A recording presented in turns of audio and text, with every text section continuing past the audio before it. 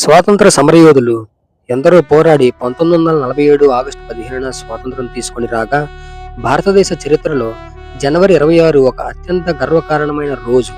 ఈ రోజునే 1950లో భారత రాజ్యాంగం అమలులోకి వచ్చి 76 సంవత్సరాలు పూర్తి చేసుకుని 77వ సంవత్సరంలోకి అడుగుపెట్టాం. భారత్ ఒక స్వతంత్ర గణతంత్ర దేశంగా మారింది. స్వాతంత్రం వచ్చిన తర్వాత దేశాన్ని ఎలా పాలించాలి, ప్రజల హక్కులు కర్తవ్యాలు ఏమిటి అనే విషయంలో స్పష్టంగా నిర్వహించిన మహత్తర గ్రంథమే భారత రాజ్యాంగం. డాక్టర్ బిఆర్ అంబేద్కర్ నేతృత్వంలో రూపొందించిన ఈ రాజ్యాంగం భారత ప్రజాస్వామ్యానికి పునాది. గణతంత్ర దినోత్సవం సందర్భంగా దేశవ్యాప్తంగా ఘనంగా వేడుకలు నిర్వహిస్తున్నారు.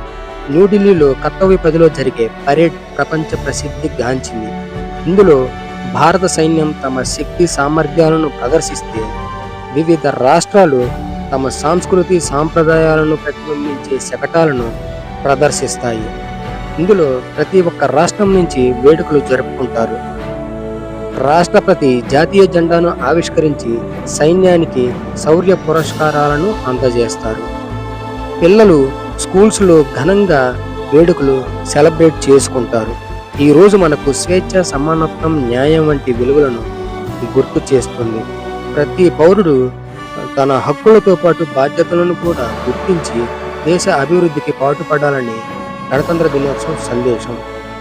ఇందులో దేశభక్తిని పెంపొందించుకునే పవిత్రమైన రోజు గణతంత్ర దినోత్సవం.